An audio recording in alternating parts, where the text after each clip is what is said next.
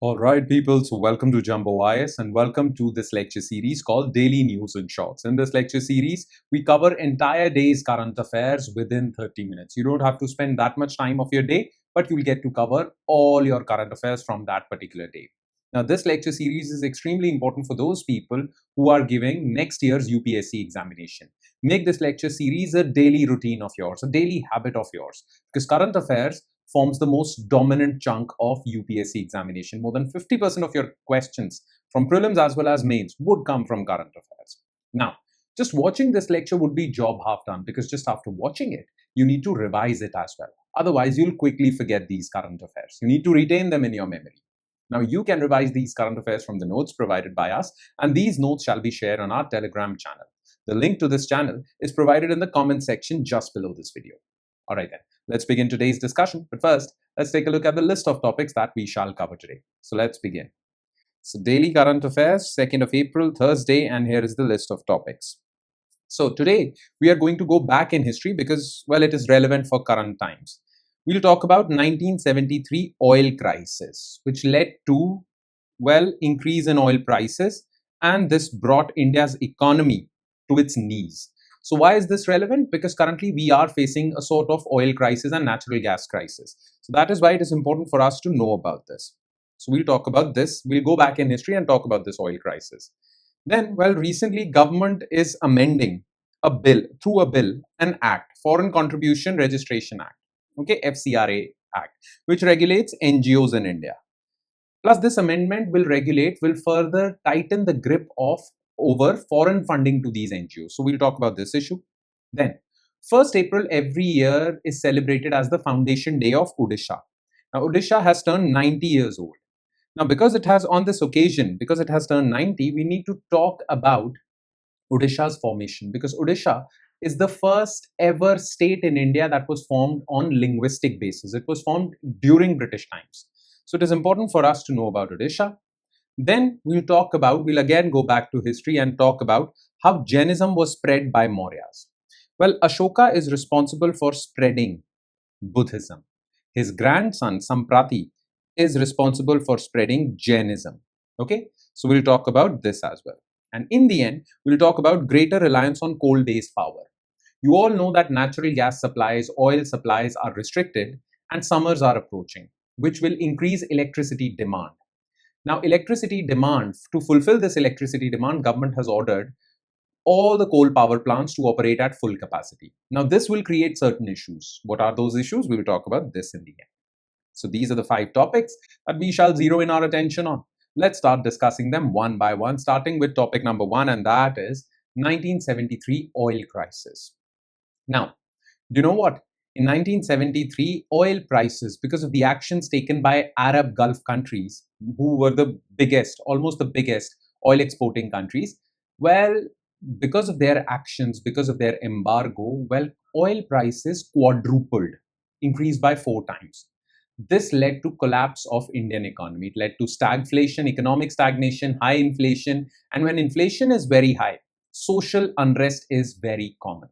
Now, this happened in 1973, which led to inflationary trends in India for a very long period of time, and that resulted in social unrest in 1975. To curb that, Indira Gandhi proclaimed national emergency.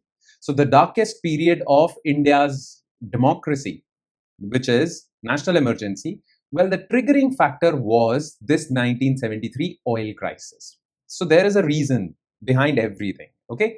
So what was this 1973 oil crisis? Because it is relevant for us even now, because currently, because of the problems in Strait of Hormuz, well, we need to learn lessons from history, right? So we need to know about this oil embargo, oil crisis. So let's talk about this. All right, let's begin. So 1973 oil crisis. So what was the context?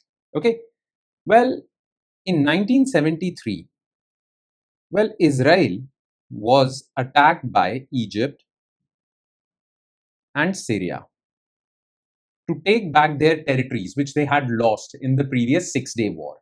This war, this attack by Egypt and Syria, is known as the famous Yom Kippur War. They took Israel by surprise. Now, after this war, Arab nations surrounding Israel, okay, who were the major oil exporting countries. Okay, so there was this organization called Organization for Petroleum Exporting Countries. A subgroup within this was Organization for Arab Petroleum Exporting Countries. Okay, they held an embargo. They refused selling oil to those countries which are allied with Israel, which includes European countries and USA. Okay, this led to shortage of oil, and because of this shortage in oil, well, what happened? Prices quadrupled. Okay, plus already the world's economy was undergoing a significant change. In 1971, President Richard Nixon of USA, well, decided that dollar would no longer be backed by gold, which led to devaluation of dollar. Okay, already energy was expensive. This devaluation of dollar led to significant wealth losses to Arab countries who earned money in dollar after exporting oil. Okay, because their wealth was in dollars. So with dollar devaluing, they were already suffering a little. In a sense, their real income declined. This was the context in which they levied this embargo. Okay, they initiated this embargo, which led to, well, significant supply disruption, which is currently happening, and led to quadrupling of oil prices, which hurted India's economy. Okay, now, how did it hurt India's economy? First of all, we need to talk about the impact of this, because we need to know the impact of oil disruption, because currently we are going through a similar situation with Iran. Okay, so we need to know what can happen. Can India get into a recessionary phase? Can that happen? Well, history tells us that it can happen. So what was the impact of this 1973 oil crisis? What was the impact? First of all, let's talk about economic impact. We'll talk about economic impact on the world as well as India. Okay, price explosion. Crude oil prices quadrupled, jumping from approximately $3 per barrel to $12 per barrel within months. This led to stagflation, especially in India, because economy was stagnating, GDP declined, whereas inflation increased. And you know why increased prices of oil cause increased inflation? You all know why. We have discussed about this. Okay, so expensive oil makes everything expensive. So inflation was high, GDP was low, economy was stagnant. Okay, economy was stagnant and inflation was high. So you call it stagflation. A combination of stagnant economic growth and high inflation. This challenged the prevailing Keynesian economic models, because Keynes said that with high inflation, unemployment is low. But over here, high inflation led to economic stagnation and high unemployment. So economic models were also collapsing. People didn't know what to do. Then India's challenge. India faced a massive balance of payment crisis, because India imports a lot of oil. If oil becomes expensive, import bill becomes high. This leads to significant trade deficit, current account deficit, and balance of payment deficit crisis. Okay, the import bill for oil surged, leading to high domestic inflation and the need for the government to introduce Foreign Exchange Regulation Act. Why did the government introduce Foreign Exchange Regulation Act? To preserve precious foreign exchange, because most of it was being utilized for paying oil bills to the oil exporting countries. Okay, they needed to protect the precious forex reserves. So this law was also passed. So there were some institutional changes as well. Okay, then there was a geopolitical impact also, not just economic. Shift in power. Wealth shifted from Western industrialized nations to Middle Eastern oil producing states. Petrodollar regime was established. Well, USA told all these oil exporting countries that if you are to sell oil, accept payments in dollars only. This would at least increase the relevance of dollar. High demand for dollar would always be there, because you can only buy oil in dollars. This is known as the petrodollar regime. But the wealth transferred from Western nations to Middle East. Okay, realignment of alliances. Because what did these OPEC countries say? They said that we won't export oil to those countries which are allied with Israel. That is why European nations and Japan began distancing themselves from absolute pro-Israel stances. They mellowed their position a little. They took a balanced overview, because they were scared of these oil-producing Arab nations, okay, to secure energy supplies. And to manage this energy problem in future, a new international organization was formed called International Energy Agency. It was established in 1974 to help industrialized nations coordinate their response to a situation like this. Okay, this was the impact. Now, what were the long-term changes of this pivotal moment in history? Okay, 1973 was a pivotal moment in history. Whatever happens in Middle East has far-reaching repercussions. So what were the long-term changes? Energy diversification. Intense focus on nuclear energy, especially in France. France wanted to reduce its dependence on oil, okay, and natural gas. So it started using nuclear energy, nuclear power, coal, birth of modern renewable energy movement. There was intense demand for, or the start of demand for renewable energy, solar and wind, okay, especially in European countries, because they realized that they can't depend on oil forever. Okay, efficiency standards improved, implementation of fuel economy standards, cars with more average were being produced, okay, for vehicles, cafe standards in US, and shift towards smaller fuel efficient cars, which benefited Japanese car makers like Toyota and all. Then strategic reserves. Nations began building strategic petroleum reserves, okay, to cushion against future supply shock practice. India has many strategic petroleum reserves, okay, where they store oil for emergencies. Every country started doing that. This was the long-term impact. Now, there is a chance that we can again go back to 1973 because situation is looking grim.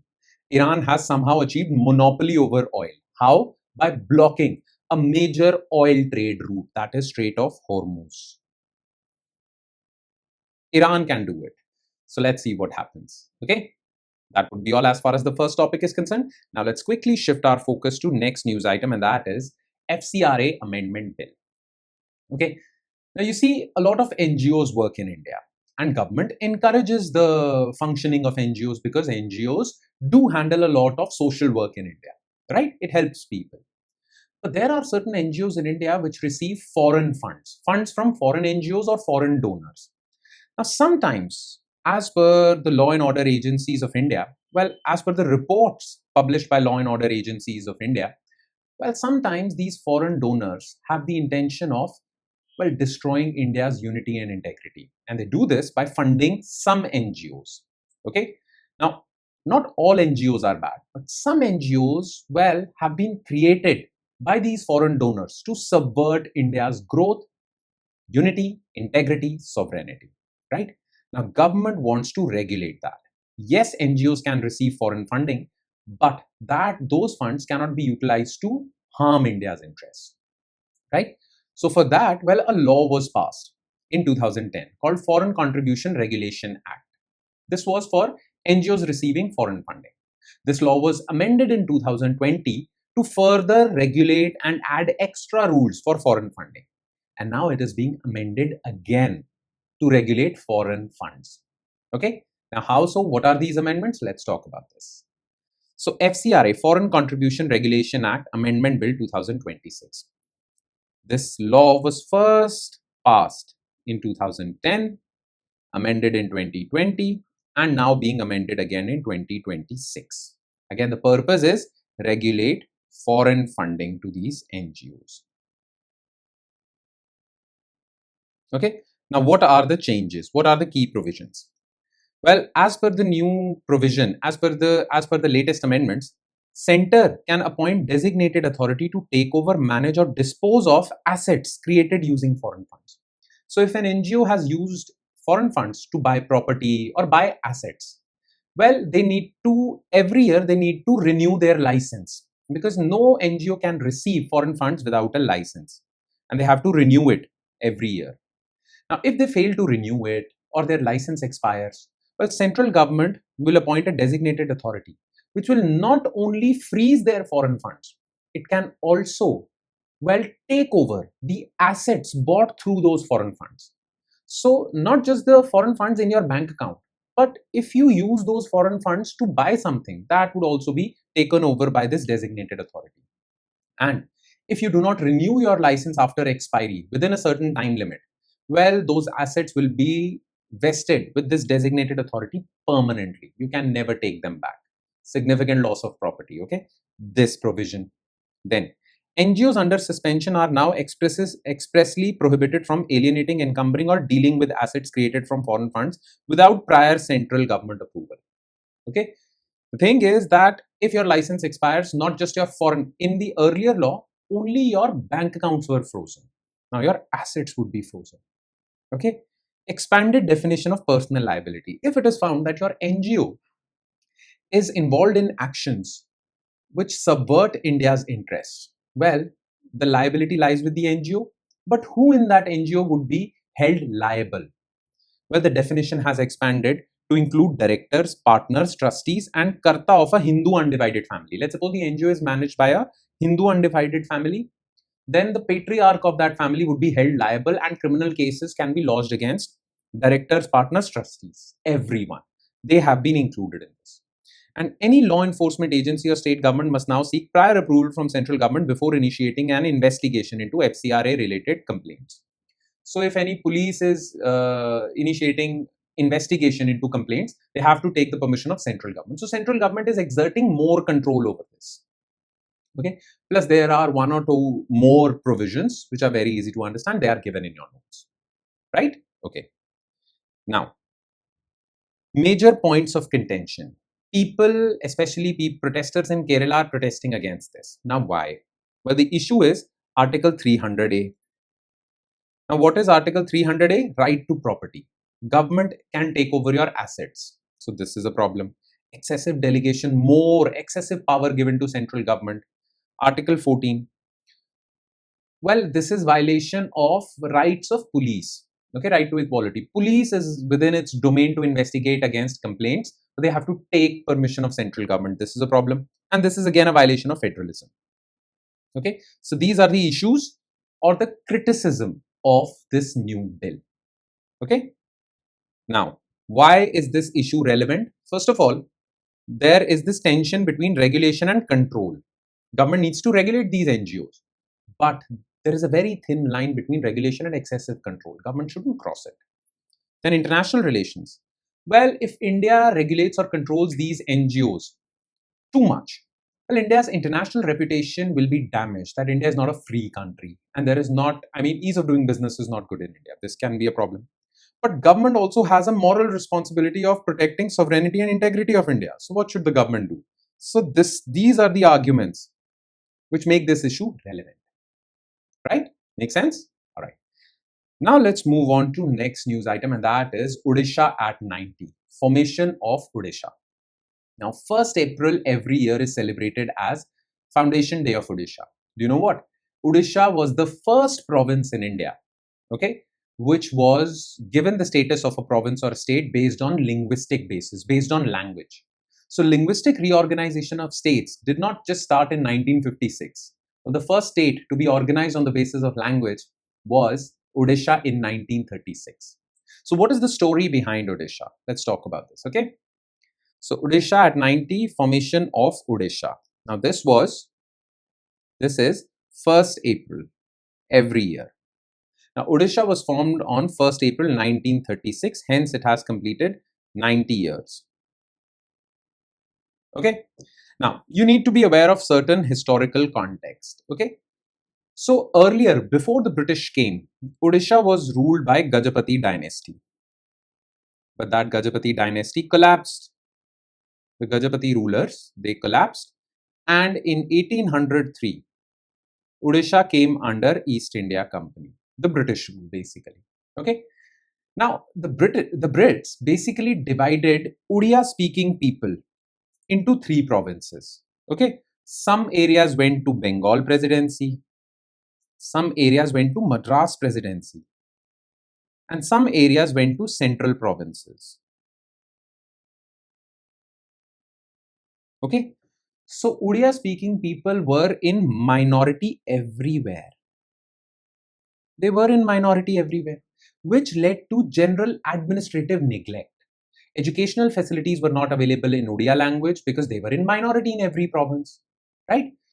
Administrative neglect was also there because the majority population in every province took care of its own people, okay? Odia speaking people felt that they are in minority.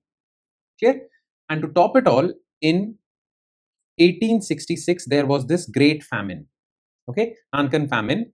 Well, this famine again showed that Odia speaking people won't be taken care of because of administrative neglect, because the administration is composed of majority community and they first prioritize their own people.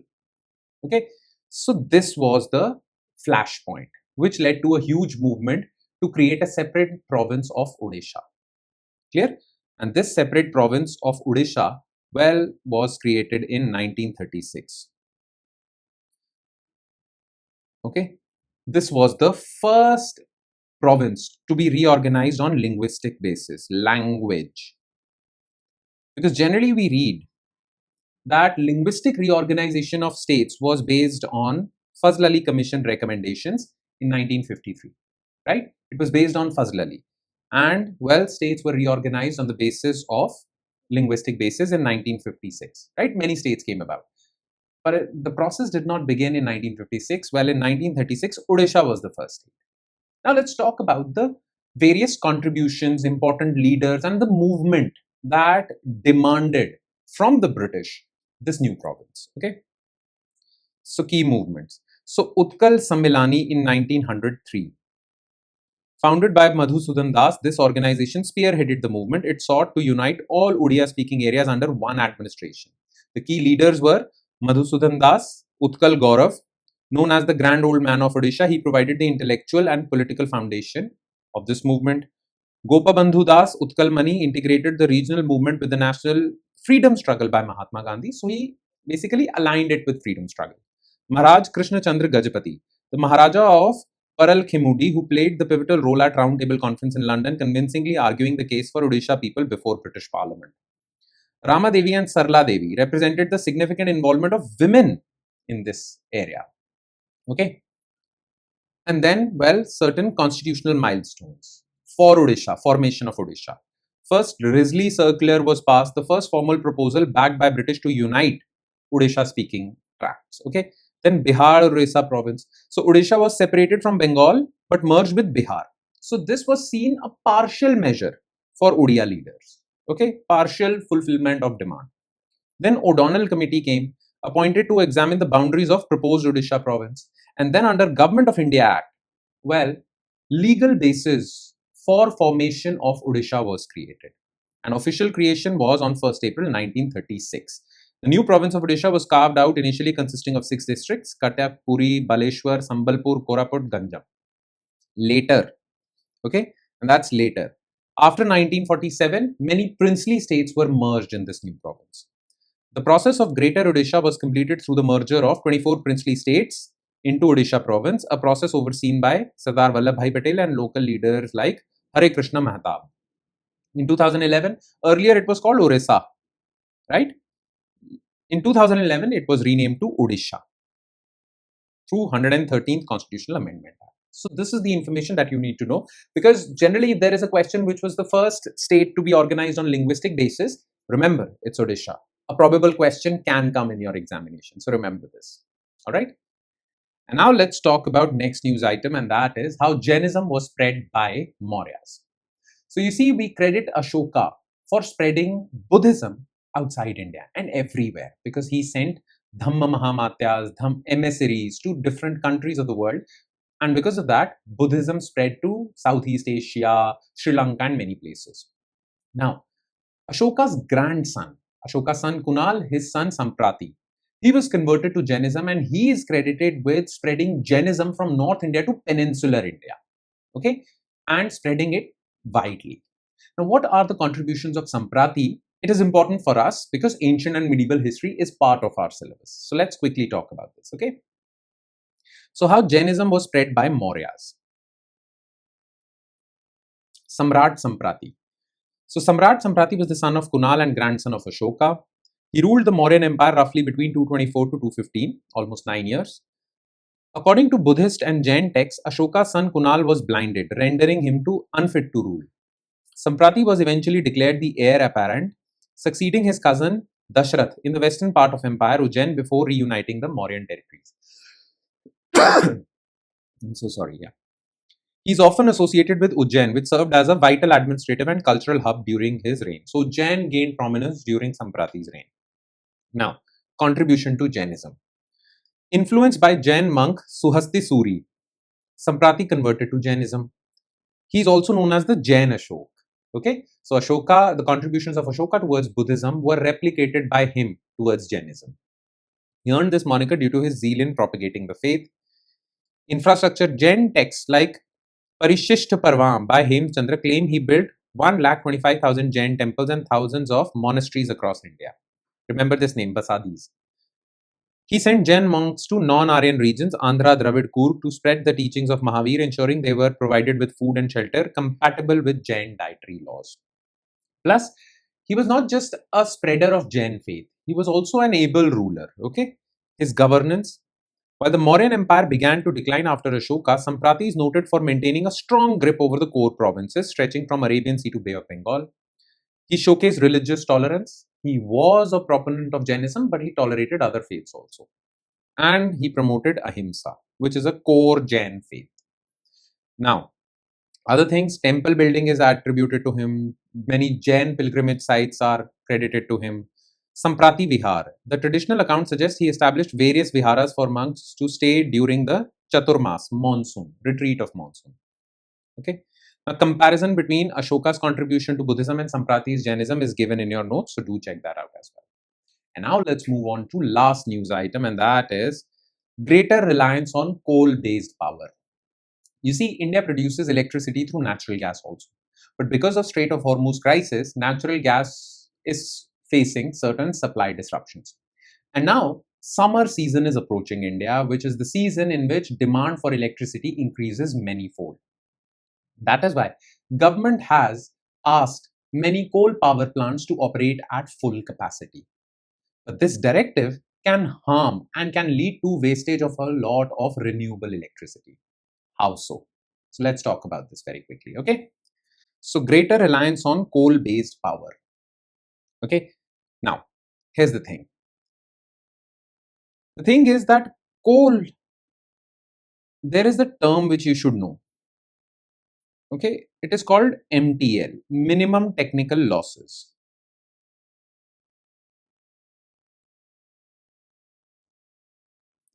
You see, MTL for coal power plants is 55%, which means that if you are burning coal to produce electricity, okay, you can reduce the amount of electricity produced by you to 80% of your full capacity, 70% of your full capacity, but you cannot reduce it below 55% because then the plant would shut down.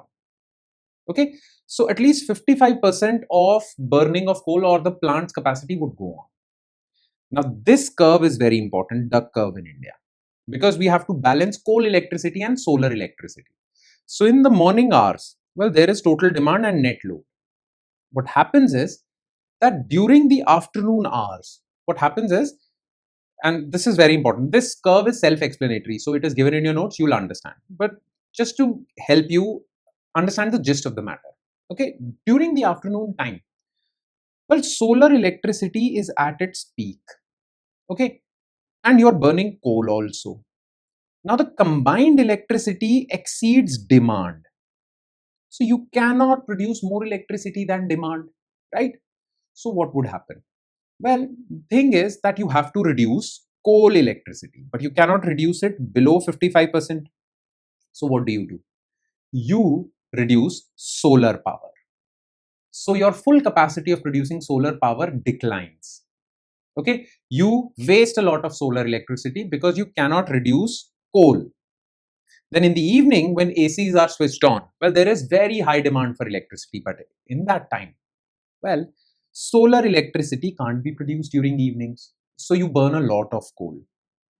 So in a way, solar electricity is not being utilized when it is at its peak, that is the afternoon. And during evening, well, you can't use solar electricity because the sun is not shining. So coal burning increases. This is not good for India's net zero aims.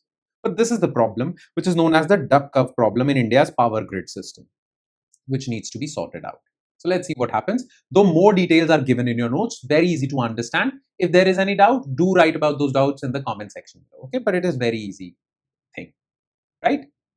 And that would be all. With that, we conclude today's session. So thank you so much for watching, everyone, and I'm sure it has added value to your preparation. But it will add more value if you're consistent and regular with this lecture series, and you do not forget to revise this lecture from the notes provided by us on our Telegram channel. So in the hope that you're going to do that, I shall take your leave with the promise of seeing you again with tomorrow's current affairs. Thank you, everyone.